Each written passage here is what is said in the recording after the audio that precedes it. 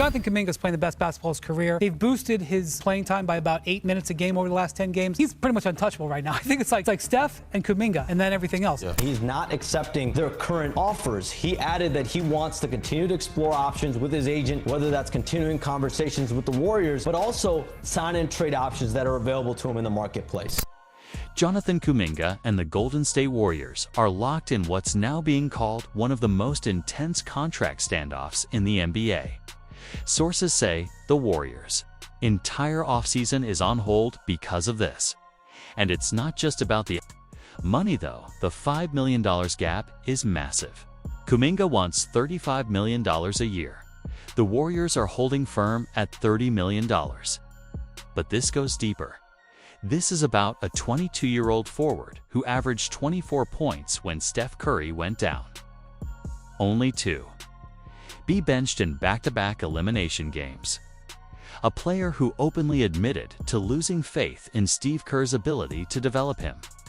That's not just frustration, it's a fracture in trust, and for the Warriors, it brings back painful memories. Years ago, a decision to save money cost Oklahoma City 3 future MVPs when they chose not to pay James Harden. The Warriors could be staring at a similar disaster. The front office has to ask, is saving a few million today worth losing a potential all-star tomorrow? This isn't just a staring contest, it's a defining moment for the franchise's future. The Warriors' entire offseason has been essentially on pause for one player, and that's the restricted free agent Jonathan Kuminga. And they have wanted to figure out his situation before making their other offseason moves. And so I saw Jonathan Kuminga this morning. He's in good spirits. He had a good workout. He did tell me, though, that he is in absolutely no rush on doing a deal with the Warriors right now, and he's not accepting their current offers. He added that he wants to continue to explore options with his agent, whether that's continuing conversations with the Warriors, but also sign and trade options that are available to him in the marketplace. Let's break down the numbers at the center of this standoff, because this isn't just stubbornness, it's strategic. Before the new CBA, any young player showing even a flash of star potential almost automatically got maxed out coming off their rookie deal. It didn't matter if it was Andrew Wiggins or Ben Simmons. If you showed promise, you got paid. But those days are over. The new CBA punishes financial mistakes harshly. One bad contract can wreck your entire cap flexibility. That's exactly why this gap between Jonathan Kuminga and the Warriors has frozen there. Entire off-season reports say that when the extension deadline hit on October 21st, the two sides were still $5 million apart annually. Kuminga's camp asked for $35 million a year, enough to make him the second highest paid Warrior behind only Steph Curry. Golden State held firm at $30 million, and it wasn't a near miss. According to insiders, the two sides were never close, not even negotiating in the same ballpark. What makes that even crazier? Just 18 months ago, this same front office was hyping Kuminga as one of the franchise's most promising young stars. Jonathan Kuminga is playing the best basketball of his career. They've boosted his playing time by about 8 minutes a game over the last 10 games. He's pretty much untouchable right now. I think it's like Steph and Kuminga and then everything else. So, how did things fall apart this badly between Jonathan Kuminga and the Warriors? Kuminga expected to be paid like the rest of his draft class's rising stars. Players like Scottie Barnes, Cade Cunningham, and Evan Mobley all secured 5-year, $224 million max extensions. Even Jalen Johnson picked 13 spots after Kuminga got a $150 million deal from Atlanta. Meanwhile, Golden State gave Moses Moody, a clear role player, a 3-year, $39 million extension, but wouldn't move an inch for Kuminga. Now, if Kuminga turns down their offer, he's staring at a $7.9 million qualifying offer for next season. But this was never just about money. Everything changed on one night in January 22. For the Warriors were facing the Nuggets. Kuminga was having a breakout performance, 16 points on 5-of-7 shooting, 4 rebounds, 4 assists, and a team-high +6 ±.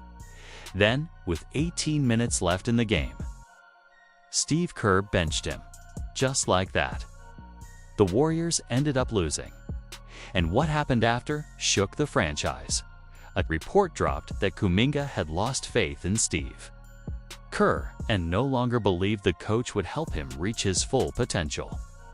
But this wasn't sudden. Just a few days earlier on Christmas, Kuminga had admitted to feeling lost and mentally drained. Sometimes I come out of the game not knowing what I did. It messes with my head. What do they want me to do? Even Steph Curry had to step in. Before their next game, he personally met with Kuminga and publicly showed support, trying to calm the storm. But by then, the damage was done. You're not wrong in being upset and pissed off, wanting to play, probably should have played. Probably.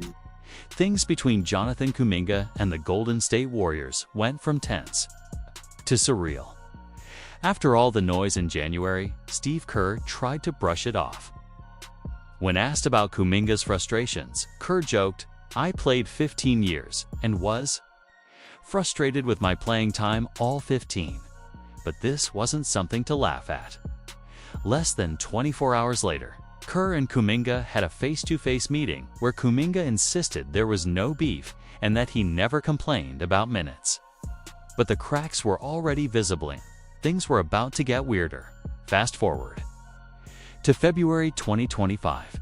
The Warriors make a headline move. They trade Andrew Wiggins, Dennis Schrader, Kyle Anderson, and a first-round pick for Jimmy Butler. On paper, it looked like the Warriors were going Elon for one last championship run. But in reality, it may have sealed Kuminga's fate in Golden State. Because after that trade, Kerr didn't hold back. He publicly said Kuminga is currently a ball-dominant player, ranking in the 92nd percentile in usage rate on a roster with Steph Curry and Jimmy Butler. Kerr added, "Steph's gonna have the ball. Jimmy's gonna have the ball. The fit is tricky." Then came the brutal truth. He's not a guy I can play 38 minutes a night with the roster we have, Steph. Jimmy, Draymond, and expect to win. The numbers backed this up. In just 120 minutes of game time with Kuminga and Jimmy sharing the court, the Warriors were a stunning -30.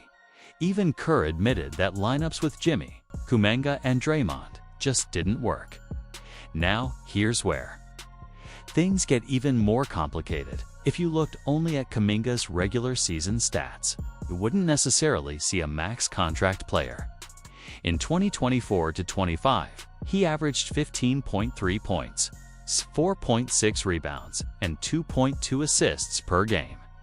His shooting percentages dipped just 45.4% from the field and a rough 30.5% from three. His true shooting sat at 55.1%, placing him in the 42nd percentile across the league. But Kuminga's camp is pointing to one stretch of the season as proof of his true value, and it's a compelling argument. When Steph Curry went down in the playoffs against the Timberwolves, Kuminga stepped up in a big way. From games 2 through 5, he averaged 24.3 points on 55.4% shooting. In Game 3 alone, he dropped 30 points, 6 rebounds, 3 assists, and 2 blocks. That's not just solid, that's all-star level when the pressure is highest. He didn't fold. Took over. And this is what Kuminga is selling. If you give him the ball, he produces. He believes he's not being allowed to flourish because of the system. Around him not, because of his own limitations. The advanced metrics paint a mixed picture. Kuminga ranks elite in usage rate and free throw rate, meaning he's aggressive, gets to the rim, and draws contact. But he's also in the 19th percentile in three-point attempt rate. And his consistency is still a question mark. That's the dilemma. He's not quite max contract worthy based on current stats. A T clearly has max potential. That's the kind of player you either bet big on or trade before the price gets even higher. And now, teams are circling. According to insider reports, the Sacramento Kings have already made an offer. Devin Carter, Dario Saric, and a protected first-round pick for Kuminga, but the Warriors instantly rejected it. They want either Keegan Murray or Keon Ellis. They also want nothing to do with Malik Monk's contract. That tells us one thing: Golden State still believes Kuminga's value is sky-high. Let's single quotes as talk about Devin Carter. He was the 13th overall pick in the 2024 draft, legit lottery talent. But the Warriors don't see him as equal to Kuminga. That's a strong message about how highly they still regard their 22-year-old forward, even while refusing to give him the contract he wants. Meanwhile, the Warriors are quietly making other moves. Reports say they're actively pursuing Seth Curry and De'Anthony Melton in free agency. Translation: they're preparing for life without Kuminga just in case. So who are the teams most likely to land Kuminga? Let's break it down. Sacramento Kings already made an offer, but unless Keegan Murray is on the table, it's a no from Golden State. Washington Wizards, a dream scenario for Kuminga. He'd be the centerpiece of a rebuilding team in a weak conference, free to develop without heavy competition for touches. Miami Heat. After trading Jimmy Butler, they need wing depth. Kuminga could fit well in their gritty system. Chicago. Bulls were in the mix, but after sending Lonzo Ball to Cleveland, they lack the assets needed for a serious offer. Brooklyn Nets. This might be the most realistic option. The Nets are young, have cap space, and could offer Kuminga a huge deal that forces the Warriors into a tough decision. Picture a trio of Kuminga, Cam Thomas, and a fresh new direction in Brooklyn. Phoenix Suns made concrete offers, but without first-round picks to include, there's no real path forward. So what happens next? One possibility is a blockbuster deal. According to Brian Windhorst, the Warriors were sniffing around the league in December, looking for a star-level trade. That was before the Jimmy Butler move, but it shows Golden State has been weighing their options carefully. Kuminga could either be the centerpiece of a major transaction, or walk away for nothing if this standoff continues. This isn't just a contract dispute. It's a franchise-defining moment. Will Golden State finally hand the keys to their future all-star, trade him before he becomes one somewhere else? There is a world in which Giannis says, I want to be a part of this team. Yes, there is a package that the Warriors could use. They have some future draft picks, but they can't win a bidding war. If we do reach that point where Giannis would want to look around, he will have agency in this. He has 2 years left on his contract. The Bucks don't have to listen to him. If he were to come to Milwaukee and say, I want to play with Steph, there could be a deal working. There's a reason this Jonathan Kuminga situation is being called the most important player decision the Warriors have faced in years. According to insider reports, the Warriors actually have the pieces to pull off a massive trade. If a superstar like Giannis Antetokounmpo were to hit the market, a package centered around Kuminga, Brandon Podziemski, Moses Moody, and multiple first-round picks could be a serious offer. That's how much value Kuminga still holds. Now, some might say Giannis isn't going anywhere, but just look at the Milwaukee Bucks' current roster. They waived and stretched Damian Lillard over 5 years.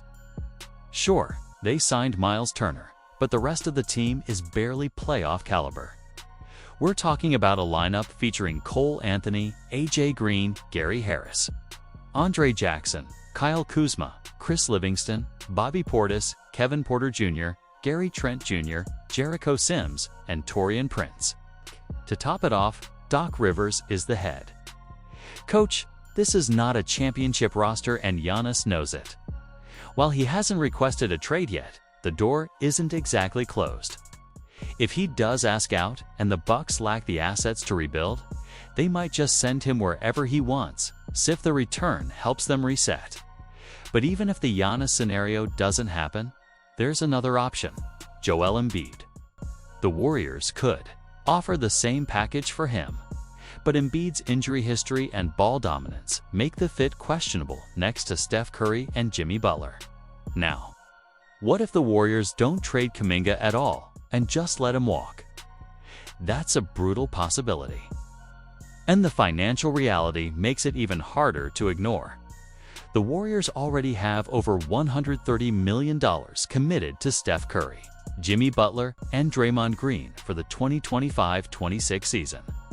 They've paid more than $500 million in luxury tax over the past 6 years. Ownership has made it clear they want out of the tax. In fact, Joe Lacob publicly stated their Plan 1A is to stay under the luxury tax for 2 of the next 4 seasons. But when asked if they'd pay Kuminga, Lacob said, "Absolutely, 100%. I love that guy." So, which is it? Because paying Kuminga over $30 million per year and avoiding the luxury tax just doesn't add up. And it all feels eerily familiar. In 2012, the Oklahoma City Thunder had a young core featuring Kevin Durant, Russell Westbrook, and James Harden. They had just made the NBA Finals, but when Harden asked for a max deal, ownership hesitated. They offered him $4.5 million less per year than the max. Harden declined. OKC traded him to Houston for a package that never came close to matching his value. Harden became an MVP. The Thunder. They never returned to the finals. The similarities to Kuminga's situation are undeniable. A contending team, a small gap in contract talks, and an ownership group worried about the tax. And like Harden, Kuminga might just bet on himself. So what are the paths forward? First, Kuminga accepts the $7.9 million qualifying offer and becomes an unrestricted free agent. In 2026, this is rare. Players almost never take this risk, but it would give Kuminga full control over his future. Golden State would have just 1 year to fix the relationship, lose him for nothing. Second, the Warriors explore a sign-in trade. A team like Sacramento or Washington could come in with a serious offer, maybe a young rising talent and a first-round pick. Kuminga gets his payday and bigger role, while the Warriors save face and pick up assets. Third, Golden State caves. If Kuminga comes out next season and plays at an all-star level, the front office might panic and hand him the full max just to keep him. But with the financial pressure and a crowded rotation, including Curry, Butler, and Draymond, this seems like the least likely path. And here's what makes this even more intense. Kuminga is in no rush to sign. He's been working out in Miami and reportedly wants to wait things out until the October 1st deadline. The Warriors, meanwhile, are trying to thread the impossible needle, stay competitive. Develop youth, pay the stars, and dodge the tax. But if you zoom out, this feels like a repeat of the Harden situation. It's short-term financial safety versus long-term championship potential. If Kuminga ends up averaging 25 points and 8 rebounds in a few years for a team like Brooklyn or Sacramento, while the Warriors are struggling to find fresh legs around an aging core, it's going to haunt them, because all of this came down to just $5 million per year. That gap might be small in salary cap terms, but it could become the difference between keeping a potential all-star and watching him thrive elsewhere. And here's the quote that might come back to bite Golden State the most. After trading Jordan Poole, Steve Kerr said, "I just hate the way it ended for Jordan here." 2 years from now, he might be saying the same thing about Jonathan Kuminga. The dynasty isn't over yet, but the cracks are showing. And those cracks might be exactly $5 million wide.